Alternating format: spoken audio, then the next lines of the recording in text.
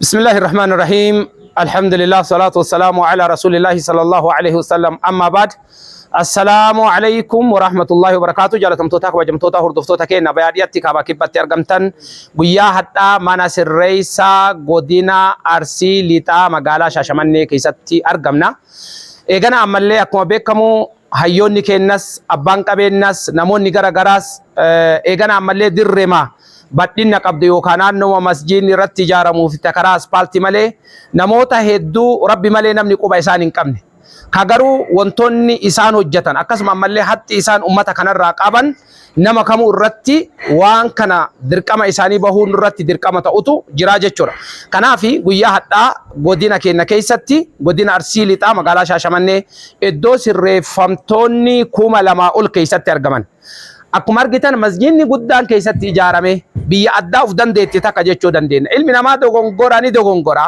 Garuu dogongora saniin itti fufa jechuu miti. Kana Rasuulli alayhi salaatu wassalaam kullu bani Aadam khattaa jedhan. Ilmi namaa kamuu dogongoraadhaan caalaan nama dogongoree ammoo dogongora ofii irraa san sirraa hudhachuu. Mana sirreessaa wanni jedhaniif namni akka tasaa nama ta'uun dogongora san irraa sirraa. Hadhas keessa ulamaa'ii nama ta'ee bahutu jira yeroo dheeraa keessatti. Nama ulamaa'ummaallee yoo dhabe barumsa diinii eeganaa barateetiin hanga ta'e takka diiniin ijaarame amala kalee isaatiif amala addaa wal bira qaban hanga samiif dachee adda waan fagaatu takka waan jedhamuu danda'amutti diiniidhaan qaramee bahutu jira jechuudha. Kana qofaa miti namoonni islaamummaan ala jiran gara amantii islaamummaatitti as waamamanii haala saniin eegana ammallee khayriin guddaan dalagamaa jira. Kanaaf odeeffannoo guutuu obboleessa keenya irraa eegalle mee as keessatti wantoonni jiru maal fakkaata? Wanni hawaasa keenya hawaasa muslimaa alarra jiru kan eegana ammallee biyyoota gara garaa jirtan kan biyya keessa jirtaniif addunyaa irra teettanii nu daawwattan social media yookaan marsaalee hawaasummaa gara garaatiin nu hordoftan kuni hawaasni kun waan nurraa barbaadu qabaa jechuudha. Wanni isaan nurraa barbaadan maali? Haalli isaa keessa jiran maali? Hatti isaanii tanu bira haftee maali? Yoo qarallee dogongorree dagannee anarraa jalqabee hundi keenyayyuu haqa isaanii waan hanqifnetu jira. Ta hanqifne san eega rabbi nu dhaqqabe ammoo yeroo rabbi nu yaadachiise kana keessatti waan obboleeyyummaa tanurraa haqa nurraa qaban tana ta isaanii guutuu qabnu wantoota eegana ammallee waliin daawwanne guutuu moonaa keessa deemne bareedumti jirullee maali hanqoon jirullee maali wanni nurraa barbaadamullee maali ga'een kennallee maali eegana ammallee namni dalagatuu barbaade khayrii tana keessatti illee qooda akka fudhatuuf inshallah mee ga'ee isaanii namoonni ammas jiran kunniin maal akka ta'an obboleessi keenya Muusaan namoota ga'ee kanaa fi iddoon jiru kana keessatti waajjirootiin kunniin maal akka ta'e inshallah nuuf ibsita jechuudha. Bismillah salaam an Muusaa Haji Wabii Walaama jedhama. Qoree masjiida mana alama sirreessaa godina Arsii Lixaa magaalaa Shaashamannee keessaayyuu. Manni alama sirreessaa kun masjiida hin qabna, madrasaa hin qabna. Madrasaallee jira. Madrasaallee hin qabna. Madrasoota alganii kutaa 2-3 kan hin qabna. Haa taatu ammootu hanqinnoon hedduu as keessatti mul'atan. Namni alaa as keessatti tokkicha ofeetiin nu daawwate tokkollee hin jiru. Haa ta'u ammootu nu haala adda addaatiin ijaarsa kana keessatti masjiida kana ijaaruu keessatti madrasaan qura'aan akka qaratamuuf jecha gatii guddaa nu kafalchiisee jira. Kanaaf uummanni ala jirtan manni sirreessaa jechuun nama hundi isaatu yakkaan seen osoo hin ta'in doggoraan illee warra seenanii jiranii. Kanaaf ilaalcha sirreeffamaaf qabdan san uummanni diina islaamaa gadhaafuuf yoo barbaadan mana sirreessaa kan irratti manneen sirreessaa kana qofa osoo hunda irratti biyyattii irratti jirattan dalaguun dirqama. Fakkeenyaaf dhiifa mana garuutti warreen amantoo biraa akka gaariitti wal deeggaran kenna uummanni islaamaa uummanni baay'ee osoo as keessaa qabu tokkollee dhufee kan ulaalu hin jiru. Kanaaf uummanni islaamaa asitti sirraahee haa bahuuf diinii ofiillee diiniillee qabatee haa bahuuf jettan nu deeggartanii kabaja hojii isin gaafanna. Kunis ijaarsota hedduu irra jirra. Masjiidna kanaaf minxaafii adda addaa hin qabnu, laawud spiikarii hin qabnu, iddoon salaataa guuteeti iddoo raasaa kana argitan salaan. Raasaa kana guutuu guuteeti. Raasaa salaan. Dabalata raasaa kanaa miti istoorii kanneen manni madrasaa teessoo keessaa baafneeti uummata irra salaachisa. Uummanni musliimaa 2,400 iida qofa kabaran salaati. 2,460 wayittu salaati. Kan musliimaa qofti special. Kanarraan uummanni tokkollee alarraa deeggarsa nu godhame tokkollee hin jiru. Fakkeenyaaf dallaa masjiida hanga ammatti waggoota 20 masjiidni kun erga ijaarame dalloota takkallee hin qabu ture.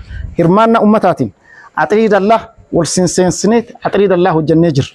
Dabalataanis masjiidni nu hanqateeti achi iddoo nu kennatan irratti kaaree haga 60 taatu irratti qorqorroo 60 ijaaranneeti furmaata tokko uummataaf fooyyessinee jira. Haa ta'u ammallee kun ammoo ka hojjetam hirmaannaa sirreeffamaa qofa ta'uu isaatiif. Kanaaf warri waan riskii rabbii isinitti beeku akka uummata kan nu deeggartan.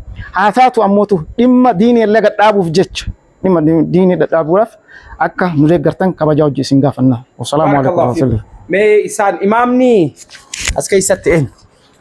Sheeka kenna. Isaan kun imaama warra sirreeffamtoota godina Arsii Lixaa magaalaa Shaashamannee keessatti argamanidha.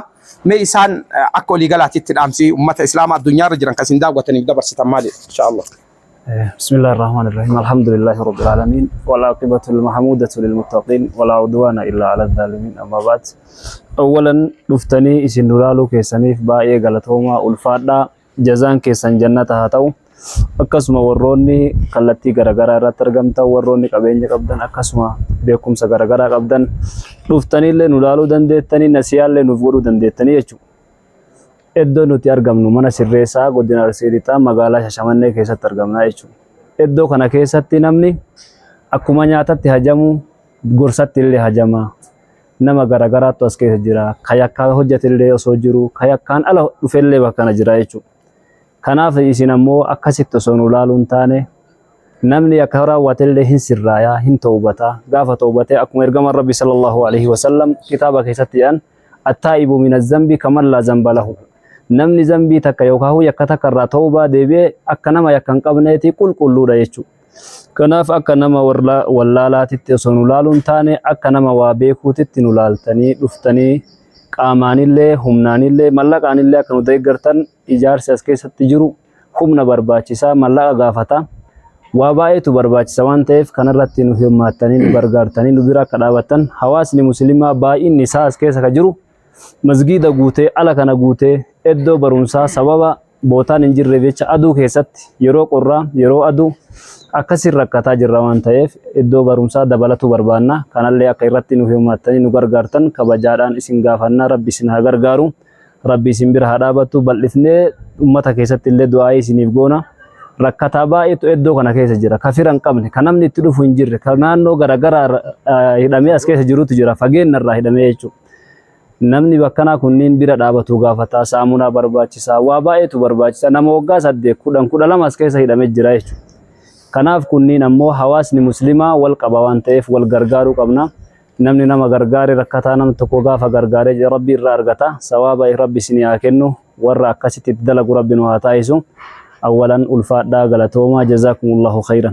بارك الله فيكم إن شاء الله. مي هو جنسي ولي قلا الدولة جرتو كان اللي رديماتين تك إن شاء الله نمو دفتني مي دعوتو تكين نكما جرامي إيجا مناس الرئيسة قدين أرسي لتا ما قال شاشماني كيسة ترجمنا نمني حواسة كين كنا نما كم لما أول جتشون كم لما في دبا أفوري في ميك نما كم لما في دبا أفوري في جهاتما namoota adda diin rabbii barataa jiran kan irra hedduun isaanii diinii kanaaf barumsa kanaaf akkasuma malee guyyaa jum'aa iddoon kun hanqatee iddoo isin amma argitan kana keessatti dirree kanarratti bahanii kanaan alatti golootii kanneen keessatti fayyadamanii haala kanaan jirani osoo nuti eegana ammallee dachii duniyaa kanarra jirru hawaasni keenya kun rakkatuun qabu ni maalidha biiroo kana inshallah waan jiru amma dabalatumaan yaada بسم الله الرحمن الرحيم الحمد لله رب العالمين والصلاة والسلام على رسول الله صلى الله عليه وسلم أكما بكم سر فنتوت سيرا قدين أرسي لتا أسكيس سجران إنما كما لما يبقى فري ويوتاني قامني توك قامني أمة مسلمة جيتشو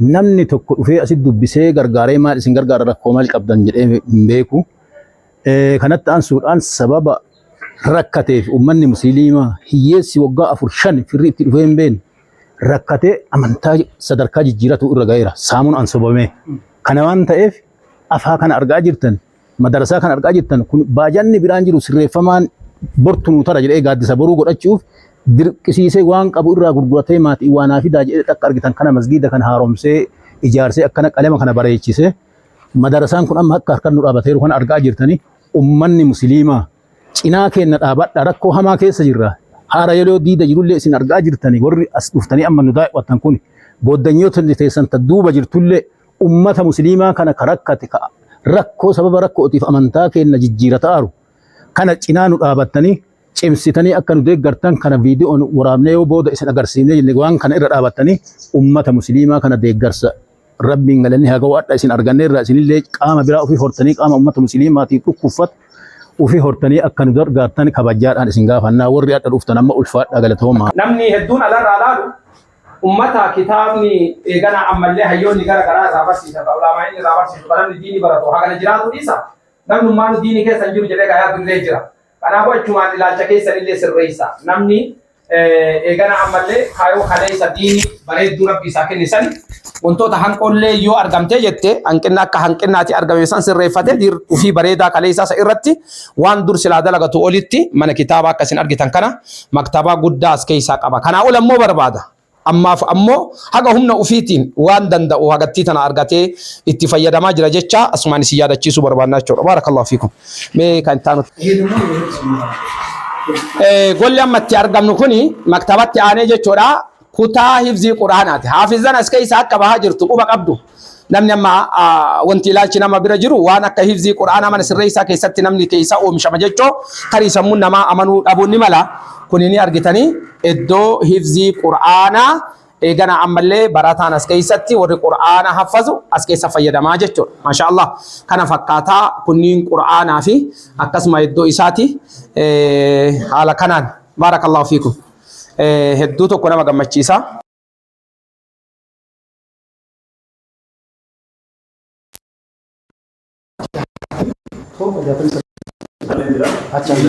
kun kutaa tokkoffadha warra jalqabbii irra jiru jechuudha qubee iddoon amma keessatti argamu kuni madrasaadha madrasaallee qabanii haga taate takka tan jalaa eegalame jechuudha madrasaa warri kutaa tokkoffaa yoo xiqqaate barataa 60 olitu iddoo kana barataa osoo haalli mijaahee eegana ammallee wantoonni isaanii barbaachisu kan guutamu ta'eeti namoota madrasaa kolleejjii guddaa yuunivarsiitii guddaa as keessatti ijaaruun akka danda'amullee hawaasa keenya inshallah sumaan isin hubachiifna kana quba qabduudha hundi keenyayyuu anarraa jalqabee hedduun keenya rafnee jirra ammoo yeroo arganne tanatti dhaqqabnee hawaasa keenya kanniin kunuunsinee diiniidhaan oomishnee ulamaa fi hayyoo as keessa baasuun nurraa eegama jechuudha baarakallahu fiikum.